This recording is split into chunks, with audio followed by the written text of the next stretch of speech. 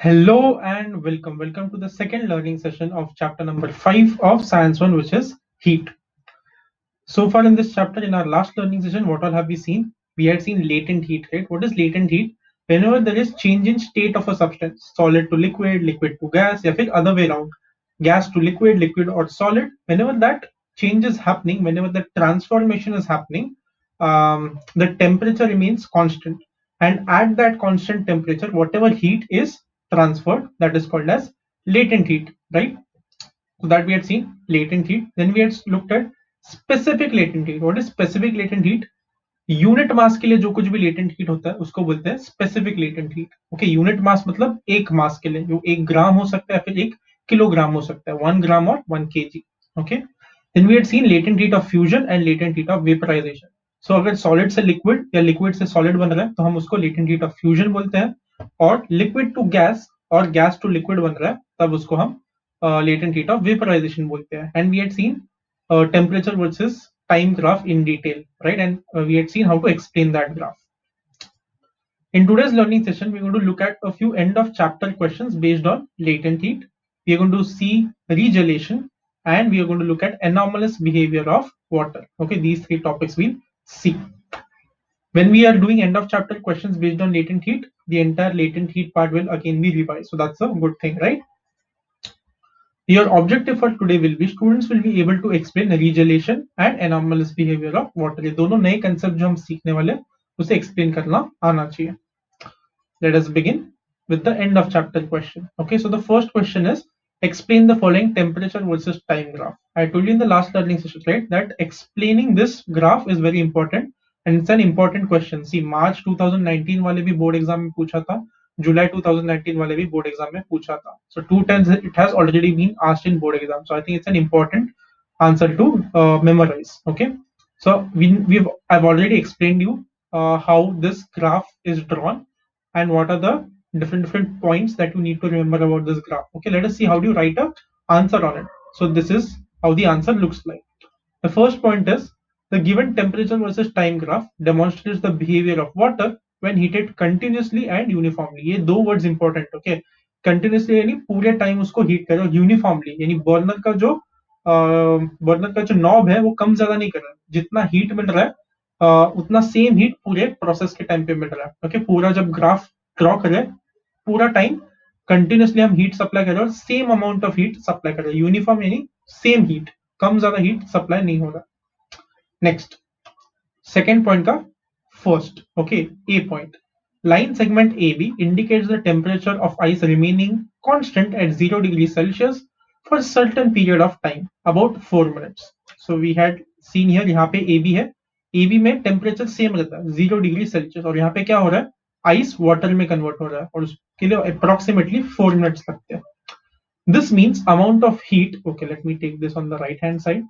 Yeah, this means amount of heat which is latent heat of fusion, क्योंकि solid to liquid हो रहा है, right? तो latent heat of fusion आएगा. This means amount of heat which is latent heat of fusion supplied to ice is entirely used for changing its state from solid to liquid. So AB में जो कुछ भी heat absorb हो रही है, जो कोई भी heat ice absorb कर रहा है, वो पूरा का पूरा हीट किस में यूज हो रहा है, आइस को वाटर में कन्वर्ट करने में यूज हो रहा है, टेम्परेचर इंक्रीज करने में यूज नहीं हो रहा है. Okay, thus line segment AB denotes conversion of ice at 0 degree Celsius into water at 0 degree Celsius. तो A पॉइंट में पूरा का पूरा आइस है 0 डिग्री सेल्सियस में, पॉइंट बी में पूरा का पूरा पानी है एट 0 डिग्री सेल्सियस. सो AB में क्या हो रहा है, जो आइस था 0 डिग्री सेल्सियस पे वो आइस वाटर बन जाता है 0 डिग्री सेल्सियस पे AB में. ओके, और इस पूरे टाइम पे हम हीट कंटिन्यूसली प्रोवाइड कर रहे हैं और यूनिफॉर्मली प्रोवाइड कर रहे हैं. So second point is done. Next point, line segment BC indicates continuous rise in temperature of water from 0 degree Celsius to 100 degree Celsius. So line BC में पानी जो बन गया था पूरा का पूरा, उसका टेम्परेचर धीरे धीरे बढ़ते जाएगा. कब तक बढ़ते जाएगा, 100 डिग्री सेल्सियस तक बढ़ते जाएगा. ओके, नेक्स्ट फोर्थ पॉइंट का first point number A, at point C boiling point of water is reached and heat energy which is latent heat of vaporization. क्यों वेपराइजेशन, क्योंकि अभी लिक्विड टू गैस बनने वाला है, सो लेटेंट हीट ऑफ वेपराइजेशन होगा. सो heat energy, which is latent heat of vaporization, supplied further is used to convert water into steam. So point C पे हम boiling point of water पे आ जाते हैं, और पॉइंट सी से क्या होने वाला है, पॉइंट सी से जो कुछ भी हीट एब्जॉर्ब हो रही है पानी से, वो किस में यूज होने वाली है, पानी को गैस में कन्वर्ट करने में यूज होने वाली है. Okay. During this transformation, temperature remains unchanged as represented by line segment CD. So अगर तुम यहाँ पे देखो ये CD, ये स्ट्रेट लाइन है, और ये स्ट्रेट लाइन कहाँ तक जा रही है, 100 डिग्री सेल्सियस तक जा रही है. सो टेम्परेचर चेंज नहीं होगा, सेम टेम्परेचर रहेगा 100 degree Celsius. Last point, thus line segment CD denotes conversion of water at 100 degree Celsius into steam at 100 degree Celsius. So point C में पूरा का पूरा पानी है जो 100 डिग्री सेल्सियस पे है, और पॉइंट डी पे पूरा का पूरा वाटर वेपर है, स्टीम है, गैस है, जो भी 100 डिग्री सेल्सियस में. तो सीडी में क्या हो रहा है, water at 100 degree Celsius is being converted into steam at 100 degree Celsius. Okay, so that was your answer for this question. Explain the following temperature versus time graph. This is how you will write the answer. Okay, next question, what is meant by latent heat? How will the state of matter transform if latent heat is given off? So very simple. First, to give the definition of latent heat, the heat energy required to change substance from one state to another at constant temperature is called as latent heat of that substance. जितना heat लगेगा किसी भी substance का state change करने के लिए, solid to liquid या फिर लिक्विड टू गैस करने के लिए, या फिर उल्टा करने के लिए, जो कांस्टेंट टेम्परेचर पे होगा उसको हम लेटेंट हीट बोलते हैं. Okay, so first part of the question is done. Next part is how will the state of matter transform if latent heat is given off. So solid to liquid में latent heat absorb करता है material, liquid to gas में भी latent heat absorb करता है material. तो अगर latent heat absorb नहीं किया जा रहा है बट गिवन ऑफ हो रहा है, गिवन ऑफ हो रहा है यानी रिलीज हो रहा है, ओके, बाहर फेंक रहा है वो ऑब्जेक्ट लेटेंट हीट को, तो क्या होने वाला है, स्टेट कैसे चेंज होगा, तो उल्टा स्टेट चेंज हो जाएगा, right. So when latent heat is given off, the bonding between atoms or molecules of a substance strengthens. So जब latent heat को absorb करते हैं तो bonding क्या होता है, weak हो जाता है, और उसकी वजह से solid to liquid होता है और liquid to gas हो जाता है, right. पर जब उल्टा हो रहा है, जब latent heat release हो रहा है, तब क्या होता है, bonding between molecules and atoms strong हो जाता है, it strengthens, strong हो जाता है, causing transformation from one state to another. उससे स्टेट चेंज हो जाएगा. कौन सा स्टेट चेंज होगा, या तो गैस से लिक्विड हो जाएगा या फिर लिक्विड से सॉलिड स्टेट हो जाएगा. ओके, क्योंकि बॉन्ड स्ट्रांग हो जाएगा, राइट. स्ट्रांग हो जाए तो और पास पास में आएंगे सारे मॉलिक्यूल्स, पास पास में आएंगे तो गैस से लिक्विड बन जाएगा, और पास पास में आ गए मॉलिक्यूल्स अगर, और पास पास में अगर एटम्स आ गए तो बॉन्ड्स और स्ट्रांग हो जाएंगे, और पास में आके फिर बाद में वो जो लिक्विड है वो सॉलिड बन जाएगा. Okay, so that's your answer to the 7A, question number 7 of your textbook. Okay, next 7C, explain the role of latent heat in change of state of a substance. So latent heat क्या, पहले वापस वो बता दो, और उससे कैसे state of a substance change होता है, कैसे चेंज हो रहा है वो फिजिकल स्टेट, वो हमें एक्सप्लेन करना है. ओके, तो the first 2 points will remain same. पिछली बार हमने जो 2 पॉइंट्स लिखे थे सेम पॉइंट्स. ओके, पहले लेटेंट हीट का डेफिनेशन दे दो, और फिर अगर लेटेंट हीट रिलीज हो रहा है तो क्या होगा उसको एक्सप्लेन कर दो. So the first 2 points remain the same. Next 2 point, this question will generally be asked for 3 marks. Okay, so तुम्हें एटलीस्ट 6 पॉइंट्स लिखने हैं. सो पहले 2 पॉइंट सेम लिखेंगे जो पहले क्वेश्चन के आंसर के लिए लिखा था. Next, when solid substance is provided with latent heat of fusion, weakening of bond results into distancing of atoms. किसी भी solid substance को अगर तुम latent heat of fusion दोगे तो उसके bonds weak हो जाएंगे, और weak होने की वजह से atoms दूर दूर हो जाएंगे. distancing of atoms लिखा है, right? distancing of atoms यानी bonds दूर दूर हो जाएंगे, या फिर molecules दूर दूर हो जाएंगे, और eventually थोड़े टाइम के बाद वो solid जो है वो liquid में convert हो जाएगा. Okay, next point, give me a minute. Okay, next point, similarly when liquid substance is provided with latent heat of vaporization, liquid को क्या देंगे, latent heat of vaporization, तो क्या होगा, वो gaseous state में change हो जाएगा. Conversely यानी उल्टा, उल्टा क्या होगा, when latent heat is released or given off from a substance is results into strengthening of the bonds. bonds strong हो जाएंगे अगर latent heat release किया जाएगा तो. between atoms and molecules, atoms and molecules के बीच में bonds strong हो जाएंगे, hence it will cause change of states of that substance. Okay, so 5 points are done. The last 2 points are over here. Okay, same question, last 2 points. When liquid substance gives off latent heat of fusion, bonds between the atoms grow stronger. किसी भी liquid substance ने अगर release कर दिया latent heat of fusion, तो उसके bonds और strong हो जाएंगे और जो लिक्विड है वो सॉलिड में कन्वर्ट हो जाएगा।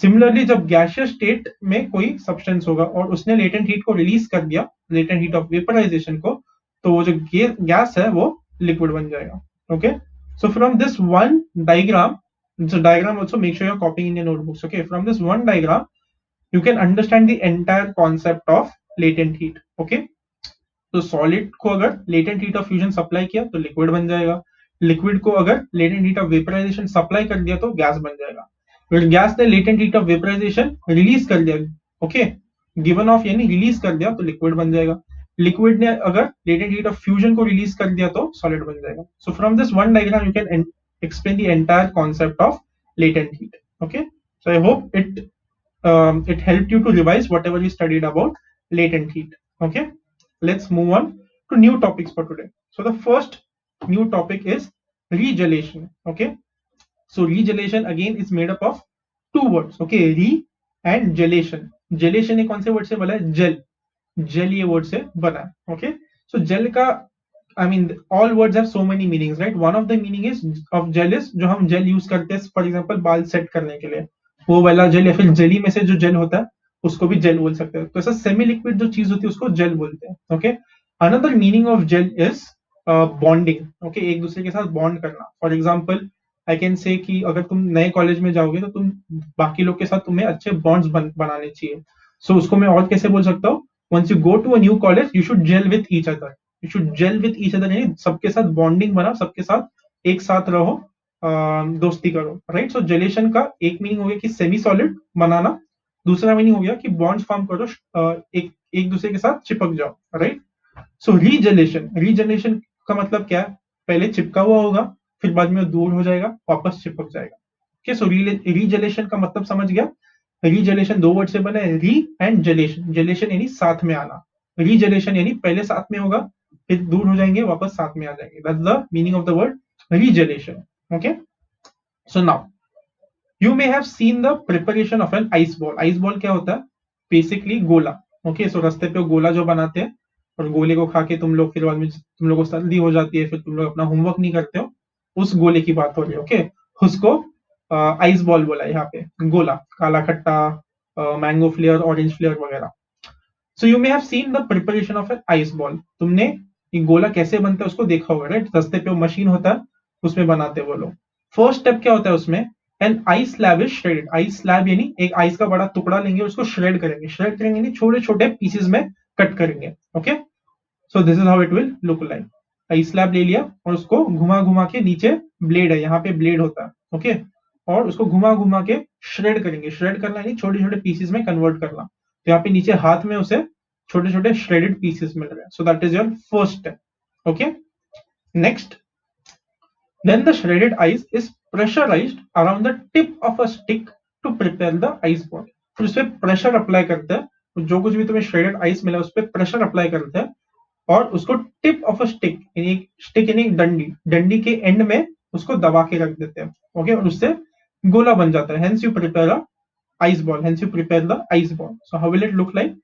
वो लोग एक ग्लास में डालते हैं जनरली, उसमें एक स्टिक डाल दिया और उसको प्रेशर लगाते हैं, दबाते हैं, दबा के प्रेशर इंक्रीज कर रहा है, isn't it? So it is, they are pressurizing it around a stick और उसको दबा रहे हैं। Okay, and this is the end product. तुम्हें ऐसा कुछ गोला दिखेगा। अभी इस गोले को देखो, स्टिक पे पकड़ा है और ये छोटे छोटे पीसेस थे इसके, उस पर प्रेशर लगा दिया तो पूरा का पूरा एक नया गोला बन गया और वो नीचे गिर नहीं रहा है। एंड तुम लोग ने डेफिनेटली गोला कभी ना कभी खाया होगा, राइट? उसमें से आइस के छोटे छोटे पीसेस कभी नहीं गिरते हैं। मोस्टली जो गिरेगा वो वाटर ड्रॉपलेट्स गिरेंगे क्योंकि आइस मेल्ट हो रहा है, बट आइस के टुकड़े कभी नहीं गिरेंगे। Okay, so hence your ice ball और तुम्हारा गोला तैयार हो चुका। Your ice ball has been prepared. Okay, how does the shredded ice convert into solid ice ball? Starting में तो छोटे छोटे टुकड़े थे, राइट? तो टुकड़े से एक पूरा का पूरा गोला कैसे बन गया? That's the question they are asking. So if two small pieces of ice are taken and pressed against each other for a while, they stick to each other. क्योंकि आइस का प्रॉपर्टी है, आइस का क्या property है कि तुम ice के छोटे छोटे टुकड़ों को एक साथ ऐसा दबा दोगे और उसको थोड़ी टाइम के लिए दबा के रखोगे तो लोग एक दूसरे को चिपक जाएंगे, they will stick to each other. Okay, if anyone of you all have gone to a place where it snows, for example, Kashmir, for example, या फिर our northeast side, for example, I think Himachal में snow होता है, right? Himachal Pradesh में. So वहां कहीं पे अगर तुम वेकेशन के लिए गए और वहां पे स्नो हो रहा था, that time also you might have checked, right? तुम लोग आइस के गोले बनाओगे और अपने भाई बहन पे फेंकने लग जाते हैं. सो वहां पे वैसे ही होता है, आइस के छोटे छोटे टुकड़े होते हैं, उसका पूरा उसके श्रेडेड पीसीज होते हैं, राइट? उसको हम उसको हाथ में लेते हैं, उसको दबा के रखते हैं, दबा के रखने में उसका बॉल बन जाता है. क्यों? वो आइस का प्रॉपर्टी है, अगर तुम उसको दबा के रखोगे कुछ टाइम के लिए तो चिपक जाता है. ओके, सो इसमें रीजेलेशन क्या आ गया? Okay, so to understand regelation they have given an activity. Okay, so let us see what the activity is, and let's understand what the activity is telling us to do. So take a small slab of ice, a thin wire and two identical weights. एक ice का slab यानी ice का टुकड़ा ले लो. Okay, एक thin wire, एक पतली वायर ले लो, and two identical weight, same weight होना चाहिए. ओके, दो वजनदार चीजें लेनी है और वो दोनों सेम वजन के होने चाहिए. Then put a slab of ice on a stand as shown in the figure. एक स्टैंड ले लो, स्टैंड के ऊपर वो आइस का स्लैब रख दो. Okay, hang two equal weights to the two ends of a metal wire and put the wire on the slab as shown in the figure. तो एक पतली सी मेटल वायर लेनी है और वो मेटल वायर के दोनों एंड्स पे वो वेट्स डालने हैं. ओके, और वो वेट फिर बाद में उस वायर को आइस के ऊपर रख देना है और फिर देखना है क्या होने वाला है. Okay, so you going to actually see this through a video. Okay, so I'm not going to speak during the video. I'm going to stay silent. There is audio in the video. ये जो इंसान है वो बात करने वाला है. It is going to be in English, but it's very simple English. If you pay a lot of attention, you will understand the English. Okay, so just observe what he is doing and also try to listen and understand what he is saying.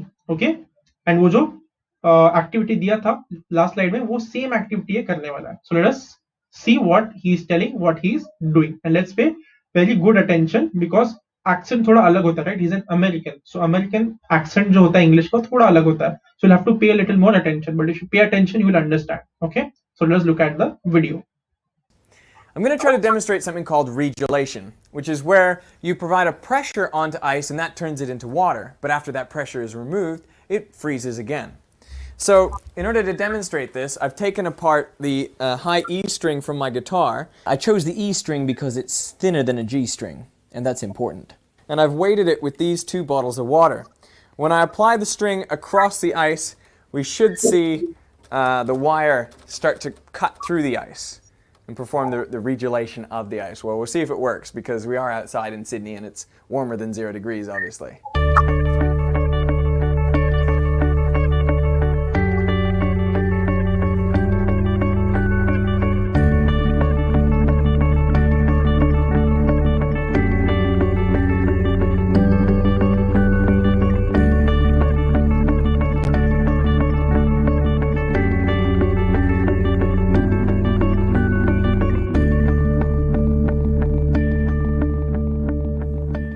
Alright, it's past 3 a.m., but the experiment has been a success.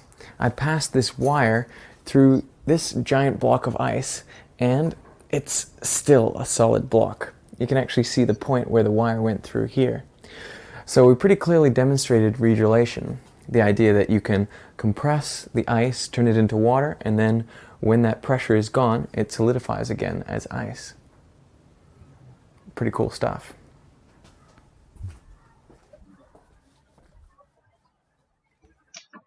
Okay, so the name of this YouTube channel is Veritasium. Okay, and I love this YouTube channel. वहाँ पे बहुत सारे experiments किए जाते हैं, and I love this person. His name is Derek, and he does some amazing videos on YouTube which are based on science. I think a lot of science I've learned from him from his YouTube channel. So if you are interested in science, you should definitely check out his YouTube channel called as Veritasium. Okay. सो क्या हमने देखा, what happens, what did we observe? जब उस wire को उस glass slab पे रखते हैं और नीचे वेट्स डाल देते हैं, again from where did he get the wire? उसने गिटार का जो सबसे पतला वाला स्ट्रिंग होता है उसको निकाल के वायर बना दिया. और वेट्स के लिए उसने क्या यूज किया था? वेट्स के लिए उसने यूज किया था दो बॉटल्स, काफी हैवी पानी से भरे हुए बॉटल्स उसने यूज किया. और फिर बाद में उसने उस स्ट्रिंग को आइस स्लैब पे रख दिया and he just left it. उसके बाद क्या होने लग गया, वो जो वायर है धीरे धीरे नीचे से कट होके, ग्लास स्लैब में से कट होके धीरे धीरे नीचे आने लग गया, और नीचे आने के बाद पूरे ग्लास स्लैब में से पास हो गया। ओके, पास होने के बाद क्या होना चाहिए, वो जो दो आइस के ब्लॉक, वो जो एक बड़ा आइस का ब्लॉक है वो दो टुकड़ों में कट हो जाना चाहिए, राइट। उसके थ्रू कट किया, बट उसके थ्रू कट होने के बाद भी पूरा का पूरा आइस ब्लॉक दो अलग अलग हिस्सों में कट नहीं हुआ, वो एक सेम बड़ा ब्लॉक रह गया, उसने एंड में उठा के दिखाया, राइट। सो कट नहीं होता वो, एंड वो बहुत फास्ट प्रोसेस नहीं है। Okay, so if you see, वो बीच में बोलता है कि अभी 3 बज रहे और 3 बजे में जाके ये वीडियो का सेकेंड पार्ट रिकॉर्ड कर रहा हूँ। That is because it is a very slow process, बहुत धीरे धीरे ये प्रोसेस होता है। Okay, so this is what we observe कि वो पूरा का पूरा वायर ऊपर से नीचे चला जाता है ग्लास सॉरी आइस स्लैब के थ्रू, बट वो पूरा का पूरा जो आइस स्लैब है दो टुकड़े नहीं होते उसका, वो एक ही टुकड़ा रह जाता है। That is what we observe in this experiment. Okay, so now let us discuss the observations. It is observed that the wire gradually penetrates, यानी धीरे धीरे उसमें से कट होके बाहर निकलता है। After some time, the wire comes out of the lower surface of the ice slab. However, ice slab does not break. थोड़े टाइम के बाद वो वायर जो है वो glass slab sorry ice slab के आर पार हो जाता है, नीचे से निकल जाता है, बट वो जो आइस स्लैब है वो टूटता नहीं है, दो अलग अलग टुकड़े नहीं होते उसके। The phenomena in which ice converts into liquid due to applied pressure and reconverts to ice once the pressure is removed is called as regelation. Okay, so regelation क्या है? So ऊपर जब हम वो मेटल का वायर रखते हैं, उसके से क्या लग रहा है, प्रेशर लग रहा है कि मेटल के वायर के दोनों साइड्स में हमने वेट्स डाले, तो बहुत ज्यादा प्रेशर आ रहा है आइस के ऊपर। तो जैसे आइस पे प्रेशर आ जाता है उसका मेल्टिंग पॉइंट कम हो जाता है। ओके, और वो लिक्विड में कन्वर्ट हो जाता है। सो ऊपर का जो आइस है जहां पे वो मेटल का वायर टच कर रहा है उस आइस स्लैब को, वहां पे वो लिक्विड में टर्न हो जाता है। सो लिक्विड में टर्न हो गया तो नीचे आ जाएगा वापस, अभी जब नीचे आ गया उस पर भी प्रेशर आ गया उस आइस के एरिया पे, तो लिक्विड हो जाएगा, नीचे आएगा। वापस और प्रेशर आ गया, वो आइस लिक्विड में कन्वर्ट हो जाएगा, लिक्विड में कन्वर्ट हो गया, नीचे आ जाएगा, ऐसे कर करके वो नीचे आते हैं धीरे धीरे। Okay, so ice converts into liquid due to applied pressure, pressure की वजह से आइस लिक्विड में कन्वर्ट हो जाता है। फिर जब वो नीचे आ गया तब ऊपर का प्रेशर हट गया ना, जब वो वायर नीचे आ जाता है तब ऊपर का प्रेशर हट जाता है, जैसे ही ऊपर का प्रेशर हट जाता है वो लिक्विड वापस आइस में बन जाता है। Okay, then it reconverts to ice once the pressure is remove, it is called as regelation. Okay, I am going to explain this one more time.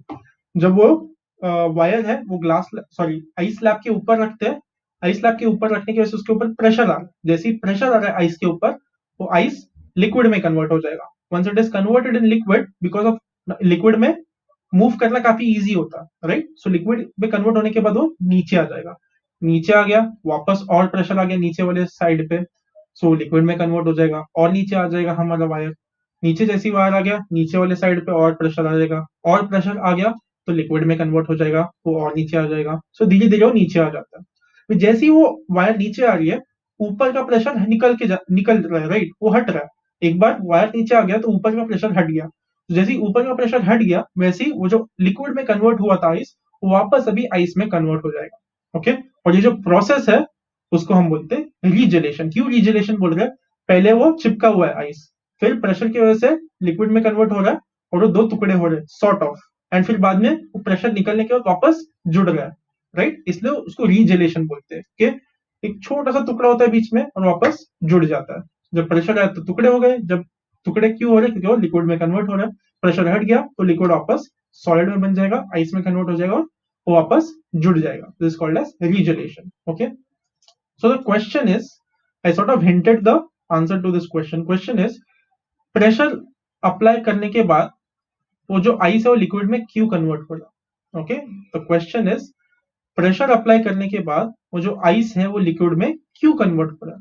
So the answer to that question is, the melting point of ice becomes lower than 0 degree Celsius. Okay, melting point of ice क्या है, 0 degree Celsius. 0 degree Celsius पे आ गया तो ice water में convert होना शुरू हो सकता है, बट उससे पहले ही कन्वर्ट होना शुरू हो सकता है अगर प्रेशर अप्लाई किया तो। Okay, so say for example -5 degree Celsius है, okay, temperature. So -5 degree Celsius पे आइस वाटर बन सकता है क्या, the answer is no. Ice water किस टेम्परेचर पे बनता है, 0 डिग्री और उससे ऊपर, बट क्योंकि हमने प्रेशर अप्लाई किया है उसका मेल्टिंग पॉइंट जो है वो कम हो जाएगा, तो जो 0 डिग्री सेल्सियस के बाद मेल्ट होना चाहिए उसके पहले से ही मेल्ट होना शुरू हो जाएगा। फॉर एग्जाम्पल -5 डिग्री, -5 डिग्री पे ही वो मेल्ट होना शुरू हो जाएगा, आइस वाटर में कन्वर्ट होना शुरू हो जाएगा। क्यों? क्योंकि प्रेशर लगाने की वजह से मेल्टिंग पॉइंट 0 डिग्री से कम हो गया। ओके, सो इसका मतलब कि 0 डिग्री या फिर उससे कम होगा टेम्परेचर, फिर भी ice will start getting converted into water. Okay, क्यों? क्योंकि मेल्टिंग पॉइंट कम हो गया, क्योंकि हमने प्रेशर अप्लाई किया। As soon as the pressure is removed, okay, समझो -5 डिग्री है, -5 डिग्री पे भी वो जो आइस था छोटा सा सेक्शन वो लिक्विड में कन्वर्ट हो गया, क्योंकि हमने वो वायर लगा दिया था। ओके, वो प्रेशर रिमूव हो गया, वायर नीचे आ गया। As soon as the pressure is removed, say for example wire नीचे आने की वजह से melting point is restored at 0 degree Celsius, melting point वापस 0 डिग्री हो गया, तो -5 से वापस 0 डिग्री सेल्सियस हो गया मेल्टिंग पॉइंट। तो अभी वहां पे लिक्विड है, वहां पे वाटर है जो कन्वर्ट हुआ था प्रेशर की वजह से, वाटर अभी वापस आइस में कन्वर्ट हो जाएगा, क्योंकि मेल्टिंग पॉइंट अभी 0 डिग्री वापस हो गया। तो 0 डिग्री से ज्यादा हुआ टेम्परेचर, 1 डिग्री 2 डिग्री, सिर्फ तभी वो लिक्विड में कन्वर्ट हो पाएगा, राइट। तो अभी क्योंकि -5 डिग्री है, वो लिक्विड वापस अभी सॉलिड में कन्वर्ट हो जाएगा, लिक्विड वापस आइस में कन्वर्ट हो जाएगा, क्योंकि प्रेशर चला गया and water gets converted into ice again. Okay, so I hope regelation and the reason behind regelation is clear. Regelation क्या है? जब आइस कन्वर्ट होता है, when ice converts into liquid due to applied pressure, pressure की वजह से, and again reconverts into ice once the pressure is removed. एक बार प्रेशर निकाल दिया तो वापस आइस में कन्वर्ट हो जाता है पानी, उसको हम बोलते हैं रीजलेशन। और ऐसा क्यों होता है? क्योंकि जैसे ही हम प्रेशर लगाते हैं, the melting point of ice becomes lower than 0 degree Celsius, -5 -10 degree Celsius पे भी वो आइस वाटर में कन्वर्ट होना शुरू हो सकता है। ओके, सो क्योंकि हमारा मेल्टिंग पॉइंट कम हो चुका है, उससे कम टेम्परेचर पे भी, 0 डिग्री से कम टेम्परेचर पे भी आइस वाटर बनना शुरू हो जाता है। जैसे ही प्रेशर रिमूव कर देते हैं, as soon as you remove the pressure, जो मेल्टिंग पॉइंट है वापस 0 डिग्री को रिस्टोर हो जाता है। ओके, वापस 0 डिग्री बन जाएगा।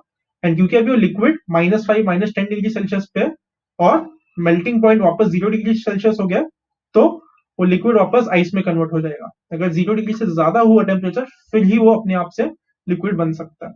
Okay, and hence water again gets converted into ice. So that is the reasoning behind regeneration. Okay. Now let us move on to anomalous behavior of water. Okay. Again, anomalous. This is made up of two parts. Okay. A and normalous. A and normalous. Normalous से कौन से word से बना है? Normal. Normalous यानी normal. So A नॉर्मलस बोलूंगा तो उसका मतलब क्या हुआ? A is generally put for writing opposites, right. There was one more example, right, in respiration, let me recall that. Okay, aerobic, right, aerobic respiration and anaerobic respiration. So aerobic के पहले तुम N लगा देते हो तो उसका opposite बन जाता है। The same logic applies here. Okay, so normal, normal के लिए कौन सा वर्ड यूज कर रहे हैं? नॉर्मलस। नॉर्मलस के पहले ए लगा दो तो एनॉमलस। एनॉमलस का क्या मतलब है? जो नॉर्मल नहीं है, opposite of normal. Okay, so normal नहीं है,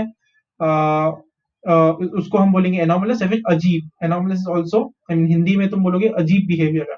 सो नॉर्मल नहीं है, थोड़ा अजीब बिहेवियर है वाटर का। ओके, सो क्या अजीब बिहेवियर है?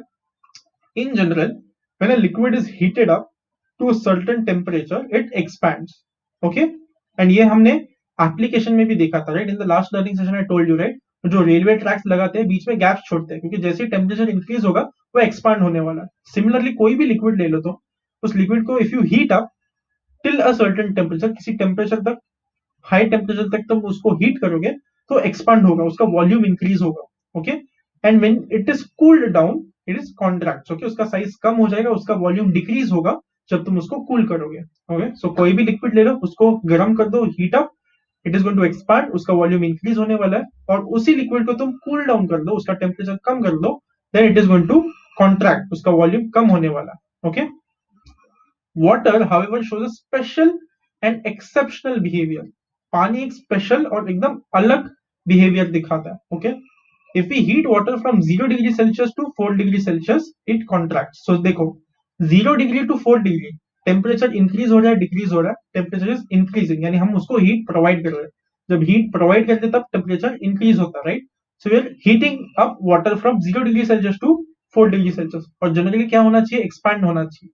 किसी का भी टेम्परेचर इंक्रीज करो वो एक्सपैंड होना चाहिए, बट एक्सपैंड हो रहा है क्या? नहीं, इट कॉन्ट्रैक्ट, उसका वॉल्यूम एक्चुअली कम होता है, उल्टा हो जाता है। Okay, so instead of expanding it contracts. कब? जब तुम पानी को 0 डिग्री सेल्सियस से 4 डिग्री सेल्सियस तक हीट करते हो। Okay, at 4 degree Celsius its volume is minimum, सबसे कम वॉल्यूम उसका 4 डिग्री सेल्सियस पे होता है, क्योंकि उसका वॉल्यूम कम हो चुका है 0 डिग्री से 4 डिग्री आते आते समय। If the water is heated further it expands and its volume increase. अभी 4 डिग्री के ऊपर अगर उसको हीट किया तो नॉर्मल जो लिक्विड होता है उसकी तरह बिहेव करेगा। नॉर्मल लिक्विड्स कैसे बिहेव करते हैं? उनको हीट करने के बाद उनका वॉल्यूम एक्सपांड हो जाता है, राइट? सो एक बार 4 डिग्री के बाद वापस उसको और आगे हीट करेंगे तो नॉर्मल लिक्विड की तरह उसका वॉल्यूम इंक्रीज होने लग जाएगा। बट बस ये जो 0 से 4 डिग्री सेल्सियस के बीच में वो उल्टा काम करता है। ओके, बहुत अजीब चीज है, इसलिए उसको एनोमलस बिहेवियर ऑफ वाटर बोलते हैं। So the behavior of water between its temperature from 0 degree Celsius and 4 degree Celsius is called as anomalous behavior of water. Water जिस तरीके से बिहेव करते हैं 0 और 4 डिग्री सेल्सियस के बीच में उसको एनोमलस बिहेवियर बोलते हैं, क्योंकि काफी अजीब है, बहुत अलग है, काफी हटके है बाकी लिक्विड से कंपैरिजन में। Okay, so this is how the graph will look like. If 1 kg of water is heated from 0 degree Celsius and its volume is plotted as a function of temperature, we get the graph shown here. तो क्या कर रहे हैं हम?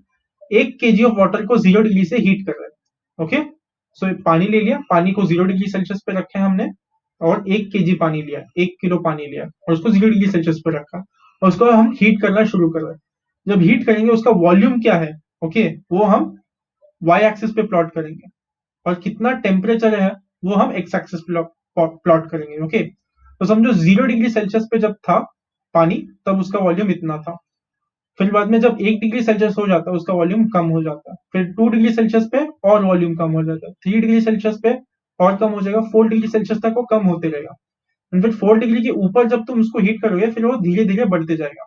Okay, सो यहां से यहाँ के बीच में ये जो इंटरवल है 0 डिग्री से 4 डिग्री के बीच में उसका वॉल्यूम इंक्रीज होना चाहिए, बट इंक्रीज होने के बजाय वो डिक्रीज होता है। इस पोर्शन को एनोमलस बिहेवियर ऑफ वाटर बोलते हैं। Okay, so at 4 degree Celsius the volume of water is minimum, यहाँ तक वो कम होते रहता है वॉल्यूम उसका, इसलिए 4 डिग्री सेल्सियस पे उसका वॉल्यूम कम से कम होता है, मिनिमम होता है।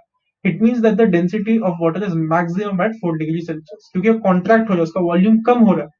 इसका वॉल्यूम कम हो रहा है बट मास सेम रह रहा है, उसका वजन जो है वो चेंज नहीं हो रहा है, वजन सेम रह रहा है बट वॉल्यूम कम हो रहा है, यानी उसका डेंसिटी इंक्रीज हो रहा है। सो यहाँ पे जैसे ही उसका वॉल्यूम कम हो रहा है वैसे उसका डेंसिटी भी इंक्रीज हो रहा है। तो 4 डिग्री सेल्सियस पे उसका वॉल्यूम कम से कम होगा और डेंसिटी सबसे हाई होगा। Okay, that is an anomalous behaviour of water. Okay, so that's it. Next time we'll see how do we get this 4 degree Celsius using hopes apparatus, एक experiment है, और उससे हम ये कैसे स्टडी कर सकते हैं anomalous behaviour of water, that we going to see in our next learning session. Okay, just check whether you have accomplished today's learning objective or not. Can you explain me regeneration?